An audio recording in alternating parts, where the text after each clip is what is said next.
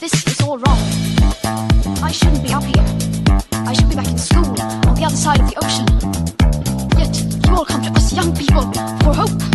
How dare you? Boring. Boring.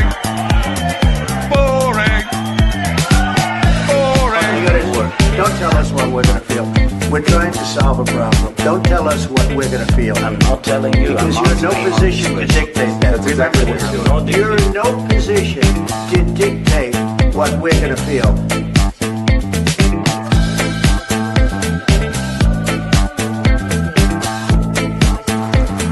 I call again for immediate ceasefire in Gaza, the return of the sausages, the hostages. Welcome to another edition of Lembidopic Live here on unprecedented.tv. Big thank you to my growing viewer base. I hope you're enjoying the new shows. We had that preview with Claire Dyer. Dire Consequences coming up there. Tim Scott from the Freedom Association will be also coming on air with Tim Scott Uncancelled. Lots to talk to you about. But today we're going to be talking with Ben Habib. A new political organisation has entered the scene. As you know, the Uni Party, here's my opinion coming up, that's the Conservatives, the Labour Party and the Liberal Democrats. They're really struggling now. The Tories just cannot get off the blocks. They seem to be, some say, in terminal decline. We'll see. Labour has had the week to forget, the worst week they've probably ever had. Coincidentally, exactly a year after they won the general election. They're not doing very much with it, though, are they?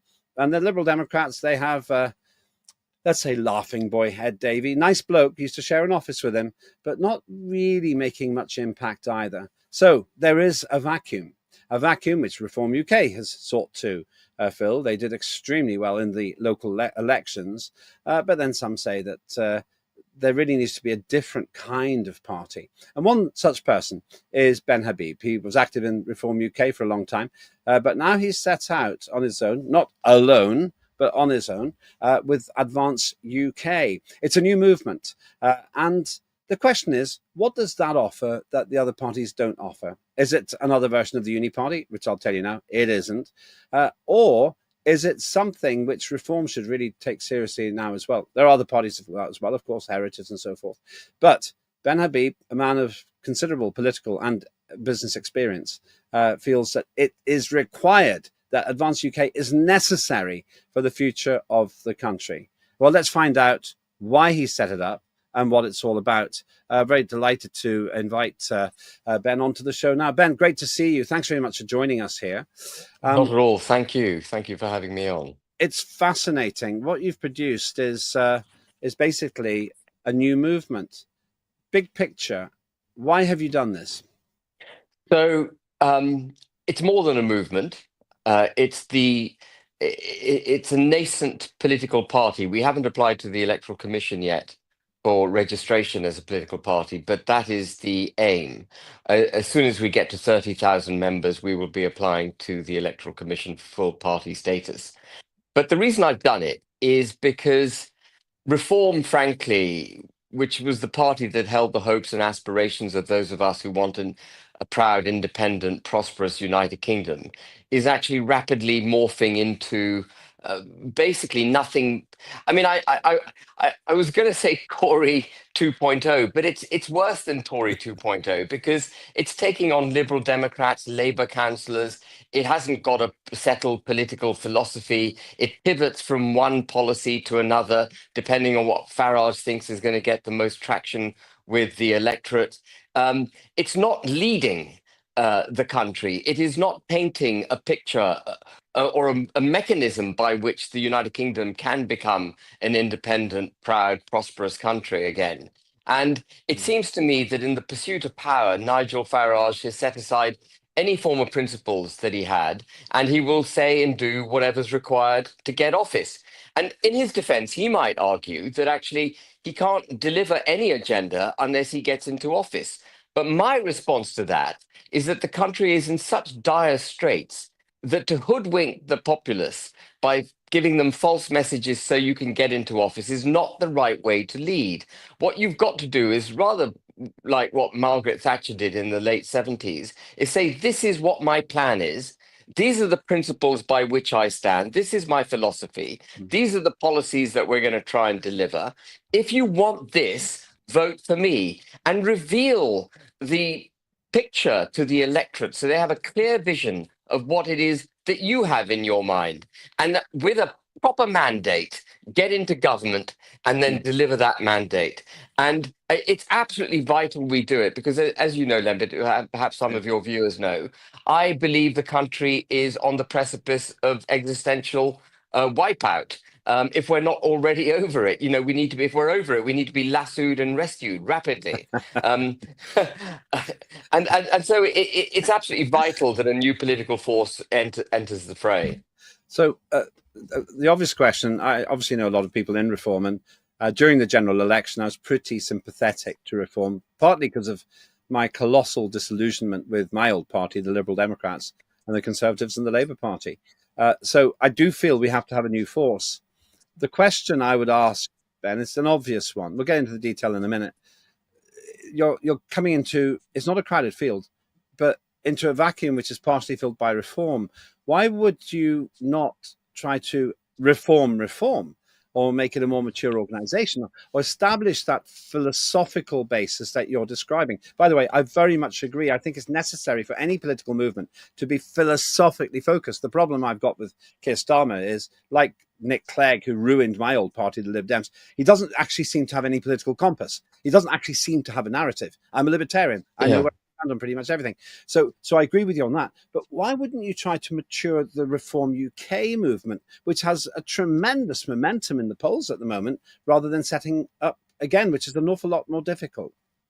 Oh, I tried very, very hard to do precisely that. The minute I heard Farage was coming back, the minute Farage announced himself as leader of the party again, I mean, look, I know Farage quite well from the Brexit Party days and the interim period between then and when Reform was set up. And I know the political expedient he is, and I know that Farage, when he came back as leader, would be Reform, and Reform would be Farage. We'd all have to dance to his tune. The minute he appointed himself leader, I was on to Richard Tice, who was then had been until then leader, saying that the party must democratise when the general election is over. Because you might recall Farage appointed himself on the 3rd of June in the middle of the general election, and we must democratise. We must put in place a proper basis for the party, checks and balances, processes. And it was vital to me that the persona that is Nigel Farage, the huge figure and personality that he is held in check, and other people are able to come on, speak freely within the party, and develop the kind of philosophy that you and I have just been discussing, and have the ability to deliver that philosophy to the people, not just by Farage, but by a group of Herculean thinkers and speakers, which is what I think the country needs to be rescued. And all my attempts to do that were rejected. I don't know if you recall, Lembit, but I was out in the public domain making that case for 6 months. And Farage and Youssef kept saying they've done it, but frankly, they lied. They did not democratize the party. It's still not democratized. It's still very much in Farage's control. It's in his image, and he cannot be removed. And the other thing that people shouldn't forget, of course, is that if Farage is Reform and Reform is Farage, which is the case, if he should get hit by a bus, you've literally got nothing. You've got a vacuum. And it's just not the way that a future government should be constructing itself, particularly given the state the country's in. All right. So a lot of focus on Nigel Farage, but he isn't the whole party. They've got. I want to move on to your party in a minute, Sure. But so I don't want to obsess about Reform UK. No. But it is interesting to me because perhaps I've got less internal experience than you of Reform UK, but I'm more optimistic perhaps than you as well. But Nigel Farage is the figurehead, big charismatic individual, clearly made a big difference to the result and pretty much destroyed the Tories in the process and gave us a Labour government. There's all kinds of changes that Nigel Farage achieved. And no doubt, in my personal view, some of that are the growing pains to get from a terrible political mess that we're in. As you said, we've got the worst politicians in my political lifetime, actually, at the moment, I think, to something else. But would it still not be possible with something like 250,000 people in Reform UK who aren't Nigel Farage to work internally. And I cite my own experience. In the early 90s, I helped to shape the Liberal Democrats, me and probably about 3 or 4 other people. We created a credible organisation out of a well-meaning but naive one. And it worked for 10 years and then it Clegg wrecked it. But I actually followed the process that I'm describing in the Lib Dems to cause them to become more mature. It wasn't just my work, but there was a small caucus of us who did that. Now, is it not possible, since Nigel doesn't focus on the tiny details, he doesn't go around the country doing training events and so on, you could have done that instead of setting up Advance UK, which we're going to talk about in a moment. It's not possible, Lembit. As much as the theory sounds good, it's not possible with Farage, because Farage, as I say, is reform and reform is Farage. Where are the people? Look at their latest candidate that they got elected in Runcorn and Helsby. She's absolutely hopeless. She can't string 2 words together coherently.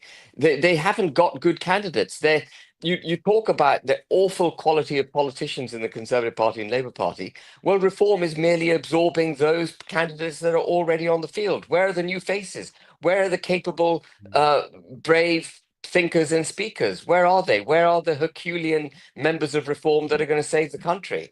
And Advance UK has been set up partly as a result of the experience that I've had in reform, knowing that we must create a constitution and a structure which will be inviting to those who we need to save the country. And without wishing perhaps to go into too much detail, one of the core constructs within Advance UK, people, by the way, can read about my constitution, the party's constitution at www.advanceuk.org.uk, and I highly recommend they do it. But at the heart of our organization is something what I call the college, which will number up to 100 people, and it'll be the eyes, ears, soul, conscience, political philosophy, the intellectual heft of the party.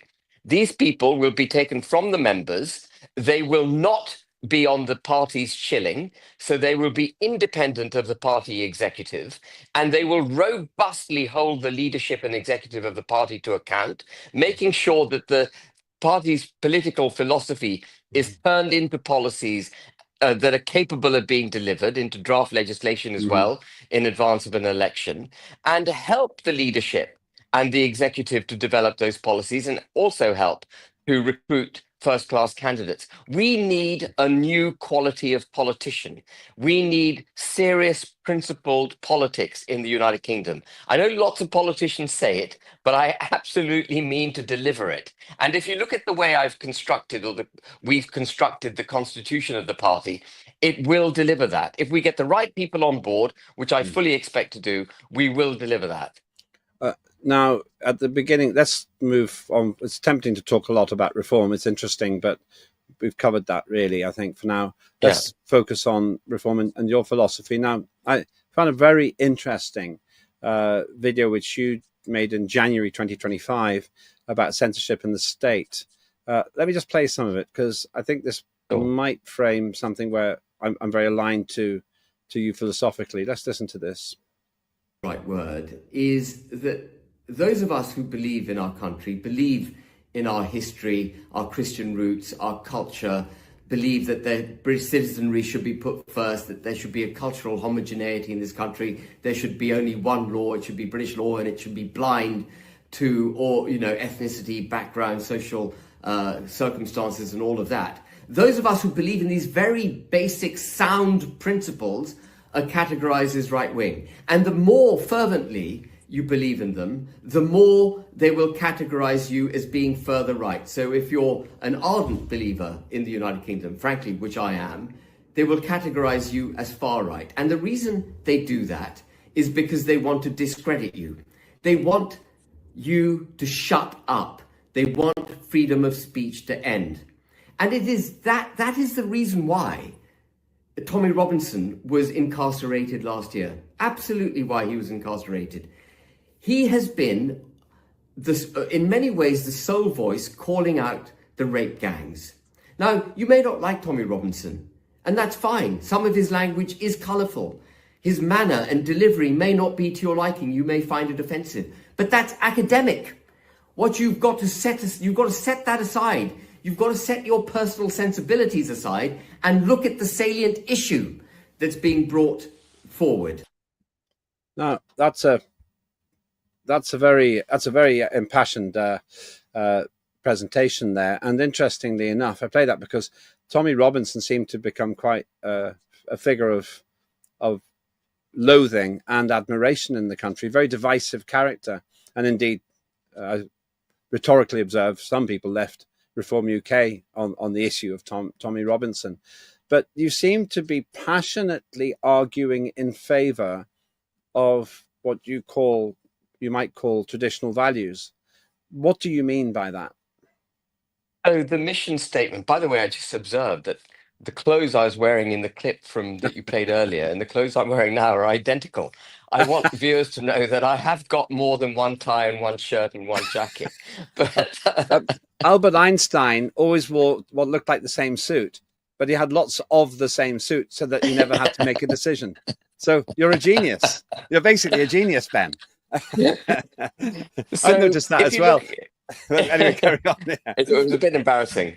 No, it's not at all. Perhaps the arrangement behind me is slightly different. We have a wardrobe here at the studios, and I won't win any awards for sartorial elegance. But anyway, it's a digression.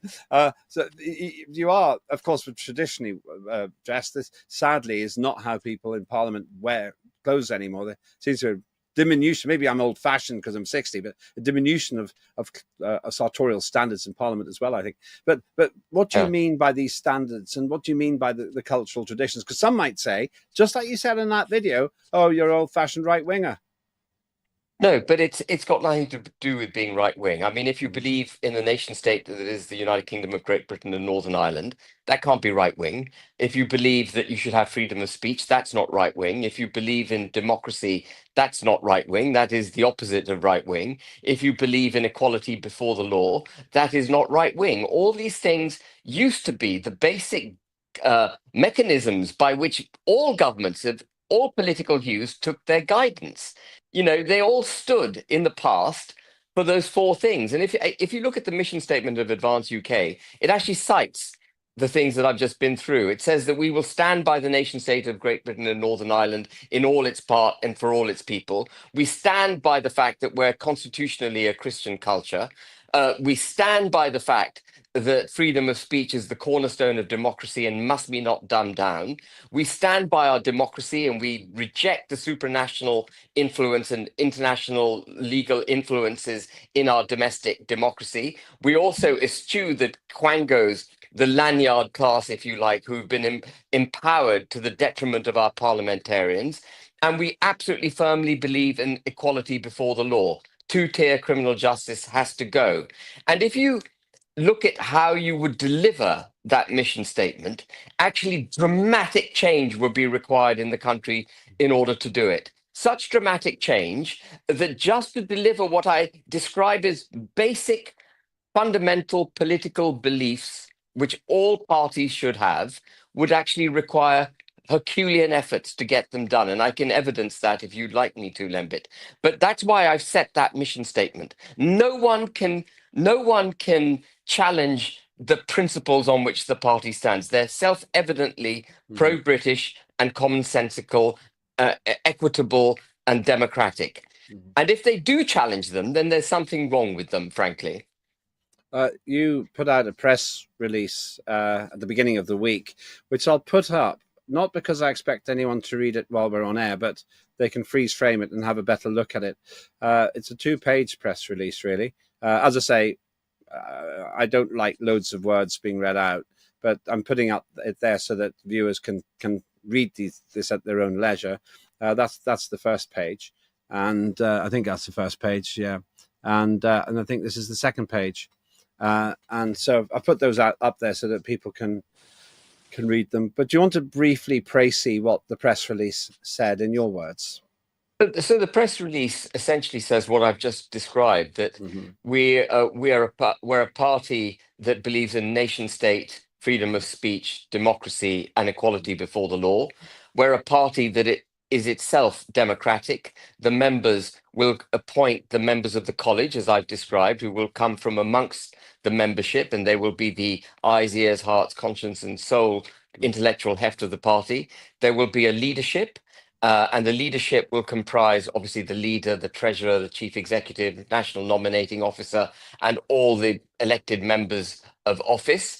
And that they'll be separate from the college. And then there'll be a board of directors, which will comprise a majority component from the college, so effectively non-executive members of the board, with 3 members from the executive. And that'll be the daily process by which the leadership can be held to account and challenged and make sure it's doing the right thing. And the members, with a simple majority, will be able to remove any member of the board at any time if they wish to, including the leader. So it is a fundamentally democratic party, but it has the ability to deliver the political philosophy I've just described. And it has the ability also, because of this college and the way it's structured, to take in lots of great people into the party who can help deliver what the party has to deliver. And then the last thing I said in the press release is that we're not going to apply to the Electoral Commission until we get to 30,000 members. When we get to 30,000 members, the fee is £10 per member per annum. We'll have £300,000 in the bank. We'll have 30,000 members. Oh, by the way, the reason I chose 30,000 members is because that was the level of membership. That was the number of members that Reform had at the outset of the general election. So I know you can make an electoral impact with 30,000 members. You know, we did that at Reform UK. And when we reach that magic number, I will myself put in £100,000 into the party as a donation, so that everyone joining knows that I stand shoulder to shoulder with them. This is not, as some may wish to try and discredit it, as a vanity project for Ben Habib, or Farage might say Ben Habib is bitter, he's just doing all this for revenge, or because I sacked him as deputy leader. It's none of that. This is a very serious attempt to produce the kinds of policies and politicians that are required to save the United Kingdom. A very erudite explanation there. One question which would inevitably come to some viewers' minds is, how do I choose between Advance UK and Reform UK? And am I not, as a viewer, am I not being given a dilemma that I can't really answer because I don't have the information? No, I think that if you go and look at the website for Reform UK, you won't see, if they've got their constitution up, you'll see it is nowhere near as comprehensive in what it aims to do as our constitution. Their constitution is not democratic at all. If the members wish to remove Farage as leader in Reform UK, they have to not get a simple majority of those who vote. They have to get an absolute majority of all members, which is a very high bar. And if they achieve that bar, then guess what, Lembit? It goes to the board of directors of Reform, and board of directors, which are majority appointed by Farage, not by an independent college. The majority of the board of directors are appointed by Farage. They can reject the vote of no confidence in the leader. It's the antithesis of democracy. And if you're banging the drum for democracy, as Farage does, you've got to believe in being democratically directed yourself. You can't say the people of the UK should direct the government, but I'm not prepared to be personally directed by my own membership. That is such a fundamental, as I say, he doesn't seem to have a political philosophy. And that is such a fundamental breach of basic principles. It reveals his absence of a philosophy. I have to say that the Supreme Court, I think, in America is appointed in a rather similar way. So, and the second point I'd say about democracy, we have a government in the United Kingdom which was actually elected by 1/5 of the electorate, and 2/3 of those people who bothered voting actually voted against the government. They got something like 33%. And that was only of a proportion of the electorate. So I'm not sure that our democratic system is a particularly great state at the moment, but that's a digression. No. I mean, no democracy is perfect, but you've got to have a proper tilt at it. Reform isn't having a proper tilt at it. One of the areas where Reform really has captured the public imagination, and arguably one reason they did so well, even in seats that they didn't actually win in the south and southeast, is because of the migrant situation.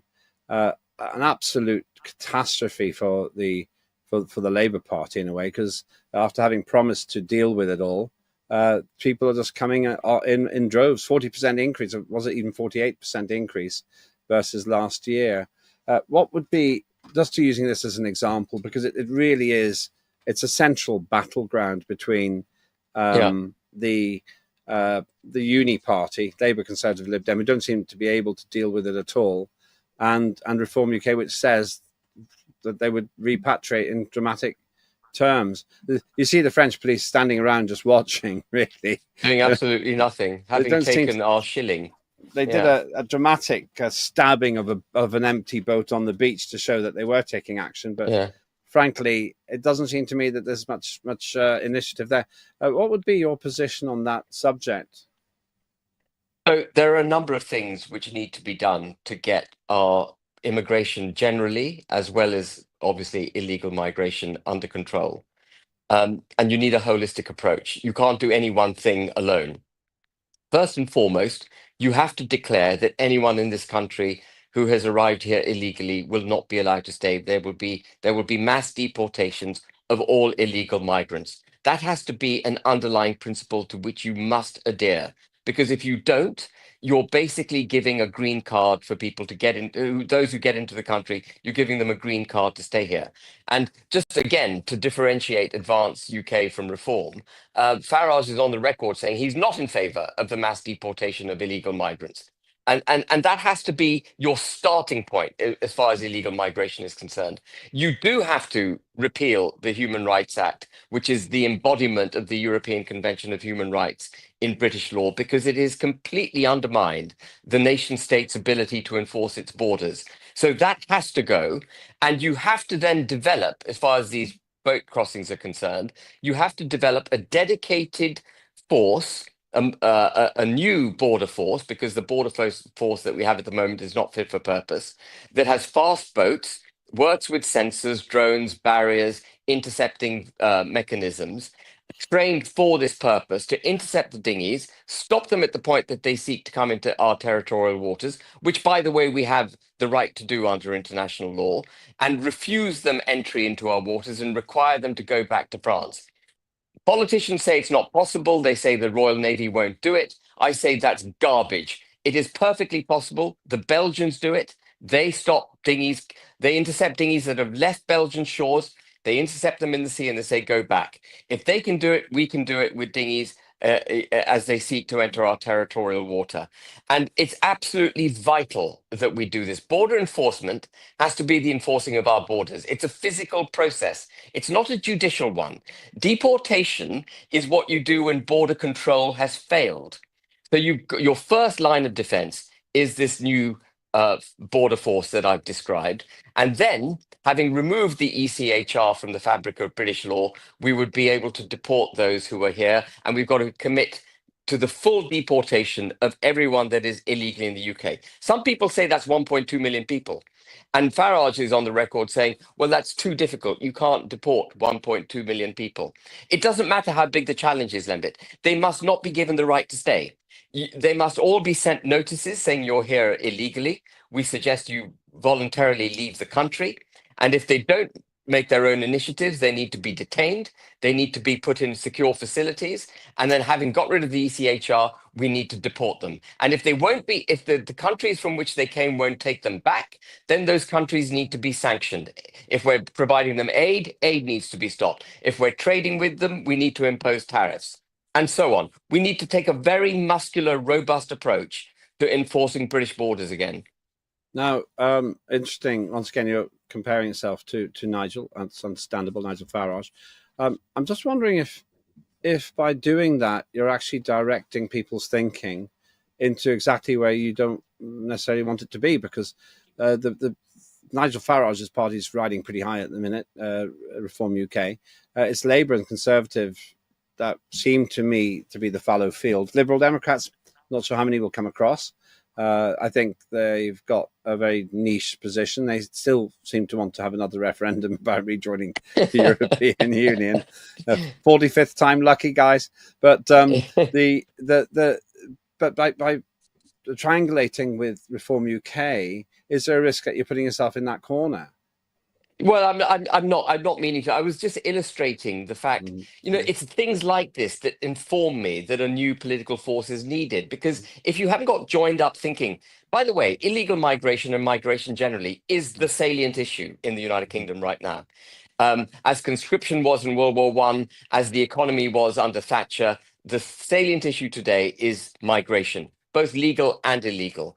And it's absolutely vital that any political party that wishes to be in government has absolute joined up thinking on it. How is it going to tackle this from a security perspective, from a legal perspective, and indeed from an economic perspective? Because there are economic remedies that we can put in place to prohibit and mitigate against illegal migrants and migrants coming into the country. And for what it's worth, tomorrow I do something on a Saturday. The clip that you played was from one of my Saturday recordings, which I then transmit on a Sunday. It's called the News at Ben.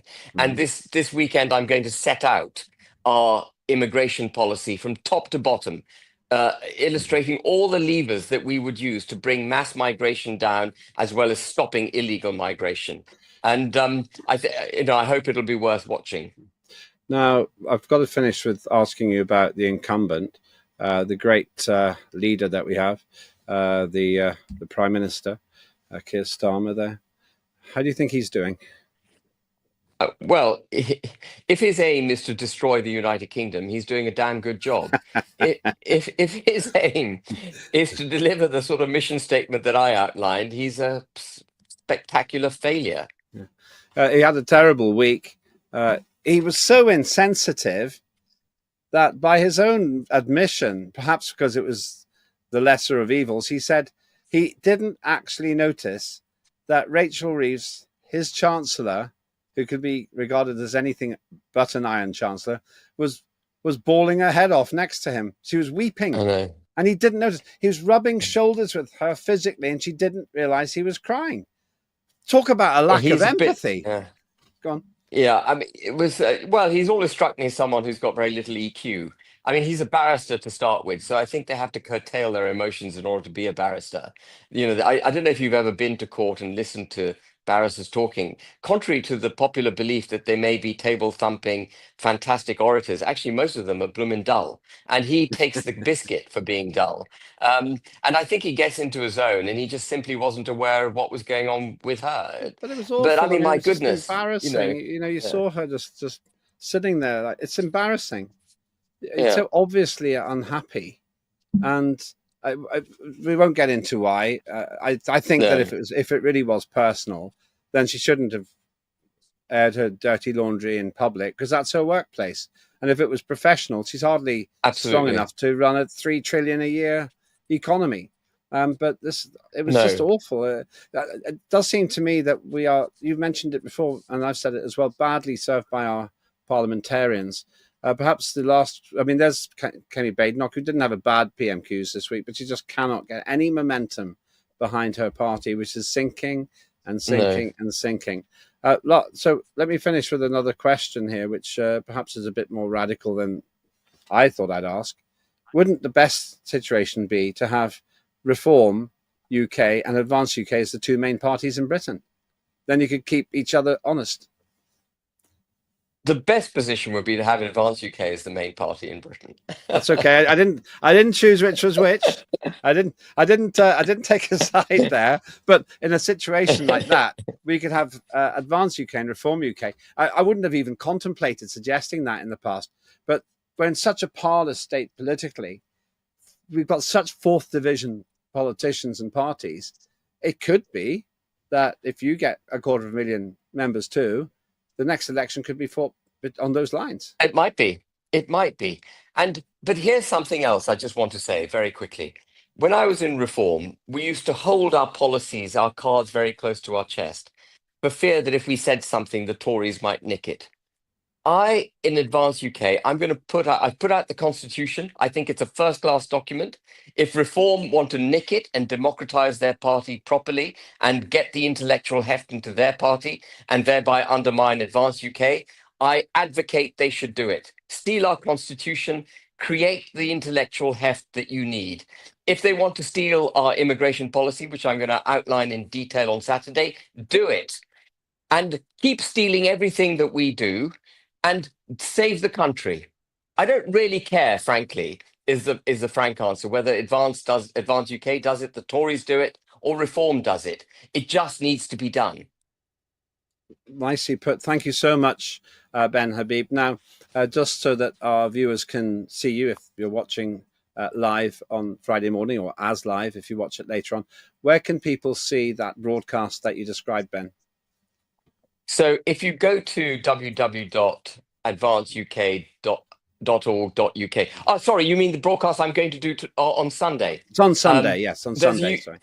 Yeah, forgive me. On Sunday. Yeah, sorry, forgive me. Yes, that's on YouTube. So I have my own channel on YouTube, and you can go there. But I will be putting it out on X as well. And my handle on X is at benhabib6, the numeral 6. So you'll be able to see it there. But it'll also be on the Advance UK Twitter X handle, which is @_Advance UK. Thank you so much. Fascinated to talk with you. Interesting to see how this develops. It could just be that Ben Habib is helping to contribute to a political revolution. And I'm not joking when I suggest, quite possibly, we have Advance UK entering the scene and perhaps competing with Reform UK for your vote.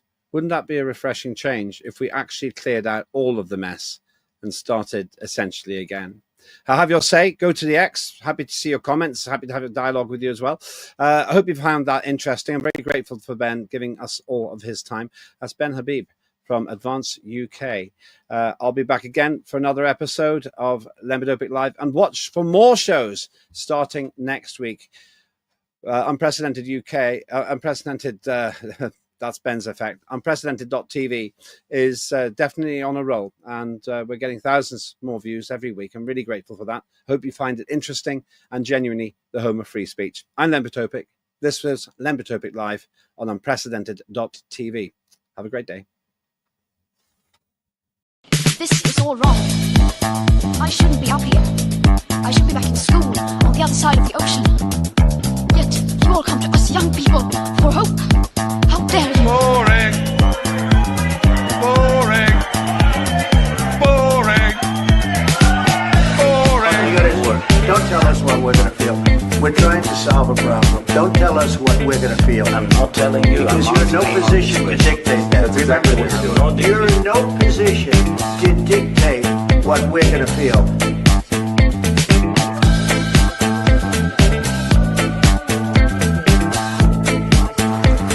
I call again for an immediate ceasefire in Gaza, the return of the sausages, the hostages,